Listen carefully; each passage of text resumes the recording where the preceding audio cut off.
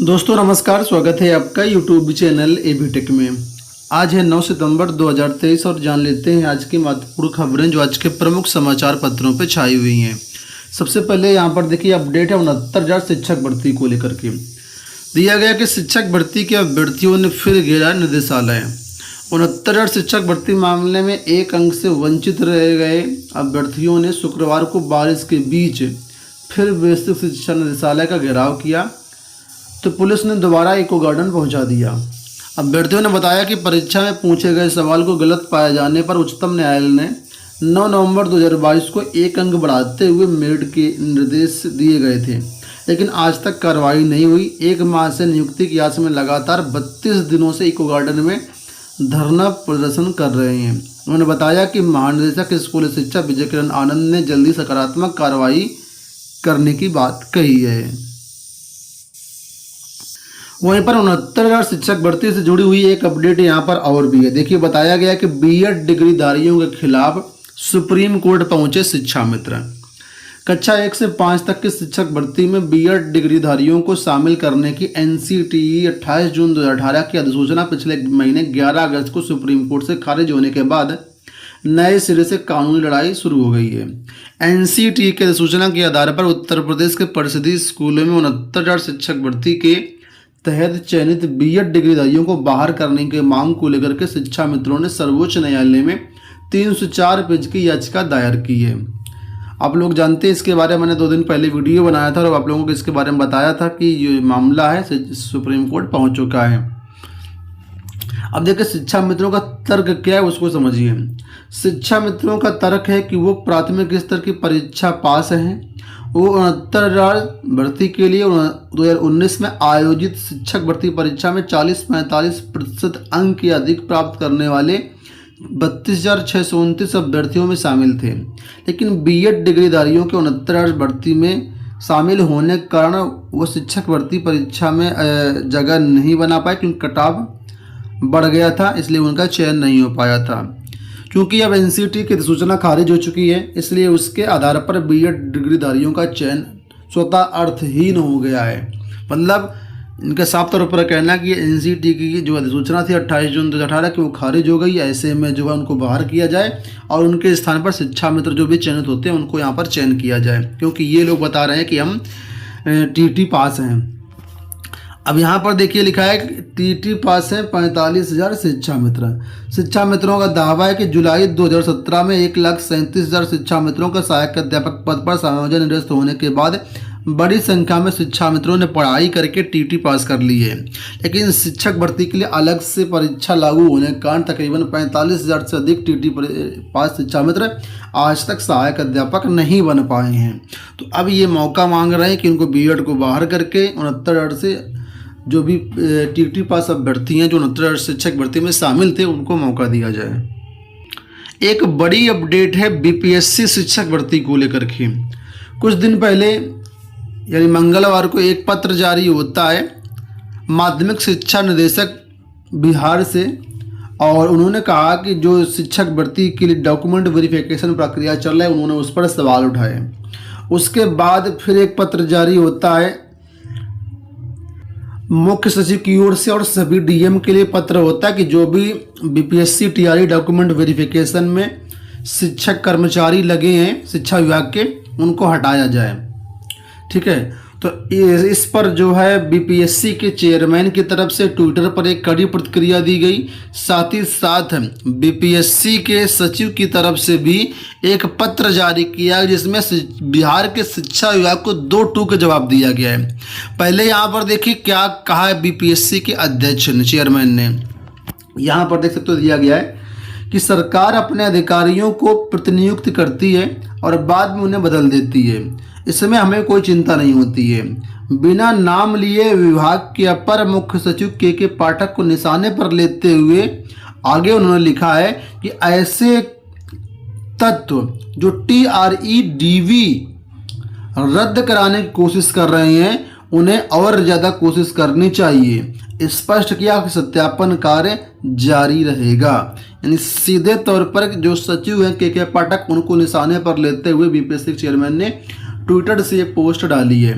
उसके बाद पत्र भी जारी किया गया उसके बाद ये देखिए, बिहार लोक सेवा आयोग के सचिव रवि भूषण की तरफ से पत्र जारी किया गया कन्हैया प्रसाद जो निदेशक हैं माध्यमिक शिक्षा में। और यहाँ पर देखिए इन्होंने ऐसी धज्जियाँ उड़ाई हैं इनकी शिक्षा विभाग की, वो आप लोग यहाँ पर देख लो और आपको देखना चाहिए। लिखा है उपर्युक्त विषयक संदर्भ में सूचित करना है कि प्रमाण पत्रों का सत्यापन पूर्व प्रचलित व्यवस्था के अनुरूप 2 स्तरों पर किया जाता है। पहले जो होता है वो आयोग अपने हिसाब से परीक्षा में जो भी चयनित अभ्यर्थी होते हैं उनका डॉक्यूमेंट वेरिफिकेशन करता है, और दूसरा स्तर जिस विभाग की वैकेंसी होती है वहाँ पर जाकर के दोबारा से डॉक्यूमेंट वेरिफिकेशन होता है, और दोनों एक दूसरे के पूरक हैं। बिना अपने स्तर से सत्यापन करके आयोग द्वारा ना कोई अनुशंसा की भेजी जा सकती है और ना ही कोई रोजियर। आयोग के सत्यापन कार्य में राज्य सरकार हमेशा सहयोग करती है, और इसके लिए किस विभाग के किस पदाधिकारी कर्मी को प्रतिनियुक्त किया जाए यह राज्य सरकार का विषय है। इस संबंध में कोई आपत्ति अनुरोध राज्य सरकार से किया जाना चाहिए। ठीक है, जाहिर सी बात है कि बीपीएससी को अगर कुछ कर्मचारी चाहिए तो राज्य सरकार को बोलेगी, राज्य सरकार जिसको लगाना चाहेगी उसको लगाएगी। आगे बोला गया है कि ये स्पष्ट रहे कि सत्यापन का यह कार्य आयोग की आंतरिक प्रक्रिया का मामला है, और यह आयोग शिक्षा विभाग राज्य सरकार के नियंत्रणाधीन नहीं है। ये स्पष्ट ना हो तो संविधान के सुसंगत अनुच्छेदों का अध्ययन कर लिया जाए। यानी सलाह दे दी गई है एक तरीके से माध्यमिक शिक्षा निदेशक को कि ये जो आयोग है ना तो राज्य सरकार के अधीन है ना ही शिक्षा विभाग के अधीन है। अगर आपको ना मालूम हो तो संविधान के संबंधित अनुच्छेद पढ़ लिया जाए।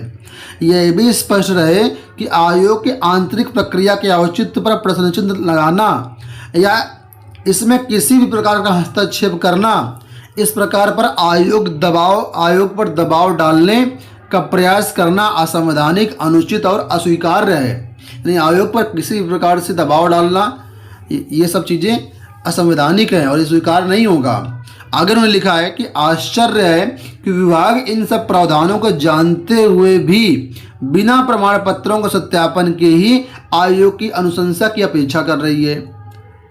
आगे देखो उन्होंने लिखा है कि उपर्युक्त के आलोक में निर्देशानुसार कहना है कि भविष्य में इस तरह के पत्राचार की दृष्टता नहीं की जाए। यानी साफ तौर पर चेतावनी दे दी गई है कि भविष्य में दोबारा से इस प्रकार के पत्र ना भेजे जाएं। और जो यहाँ पर निदेशक है इनको भी स्पष्ट रूप से कह दिया गया, आपको नहीं मालूम है तो जो संविधान के अनुच्छेद है, संबंधित आयोग के जो अनुच्छेद है, किस प्रकार आयोग का गठन हुआ है, उसको आप स्टडी कर लीजिए। तो बीपीएससी की तरफ से एक बड़ा जवाब दिया गया है, एक तरीके से अच्छी धुलाई हुई है। यहाँ पर देखो अपडेट है, मुख्यमंत्री शिक्षुता प्रोत्साहन योजना को लेकर के बताया गया 83,000 युवा होंगे प्रशिक्षित। अभी इसके बारे में 2 वीडियो ऑलरेडी हमने बनाए हैं कि इसमें जो है 9,000 रुपये आपको महीना मिलेगा। जो भी अभ्यर्थी अप्रेंटिस की ट्रेनिंग लेगा उसके तहत, जो भी स्नातक पास अभ्यर्थी, चाहे वो बीए हो, बीएससी हो, बीकॉम हो या टेक्निकल वाले हों। डेट ये है कि नीचे यहाँ पर बताया गया है कि अभी जो आवेदन चल रहे हैं जो वो केंद्र सरकार के पोर्टल के माध्यम से हो रहे हैं, अब इसमें जो राज्य सरकार भी अपना पोर्टल अलग से जारी करेगी। और यहाँ पर देखो इधर बताया गया है इन्होंने कि योजना की मॉनिटरिंग करने के लिए शिक्षुता प्रशिक्षण बोर्ड उत्तरी क्षेत्र कानपुर एक डैशबोर्ड उपलब्ध करवाएगा। इसका दर्पण पोर्टल के साथ एकीकरण किया जाएगा। अभ्यर्थियों की सहायता के लिए कॉल सेंटर भी बनाया जाएगा। तो इस पर जो सरकार थोड़ा सा गंभीर है और इसके लिए जो यहाँ पर है अलग से पोर्टल भी बनेगा और जो भी सुविधाएं होंगी वो आपको यहाँ पर मिलेगा। जो भी अभ्यर्थी इच्छुक हैं वो फिलहाल इसके लिए तैयार रहें। फिलहाल अभी केंद्र सरकार का जो पोर्टल है उसके माध्यम से आवेदन हो रहे हैं। अगर राज्य सरकार का पोर्टल का इंतजार करना है थोड़ा समय लगेगा। बीएड काउंसलिंग को लेकर के अपडेट आ चुकी है कि बीएड संयुक्त प्रवेश परीक्षा की काउंसलिंग 15 सितंबर से। उत्तर प्रदेश बीएड संयुक्त प्रवेश परीक्षा का परिणाम घोषित होने के बाद अब काउंसलिंग की भी नई तारीख जो है जारी कर दी गई है। बीएड संयुक्त प्रवेश परीक्षा के संयोजक बुंदेलखंड विश्वविद्यालय के कुलपति प्रोफेसर मुकेश पांडे ने काउंसलिंग 15 सितंबर से करा जाने का निर्णय लिया है। कल के समाचार पत्रों में था कि 15 सितंबर से हो सकती है और कल बैठक भी थी, तो कल बैठक में निर्णय हो चुका है कि काउंसलिंग 15 सितंबर से कराई जाएगी। बीएड की काउंसलिंग के लिए कार्यक्रम पहले 10 जुलाई से निर्धारित किया गया था, लेकिन लखनऊ, मेरठ व आगरा विश्वविद्यालयों ने परीक्षा परिणाम घोषित नहीं किया। इस वजह से काउंसलिंग 2 महीने लेट शुरू हो रही है। आगे यहाँ पर देखिए बताया गया है कि यहाँ पर जो काउंसलिंग कार्यक्रम है वो घोषित कर दिया गया है।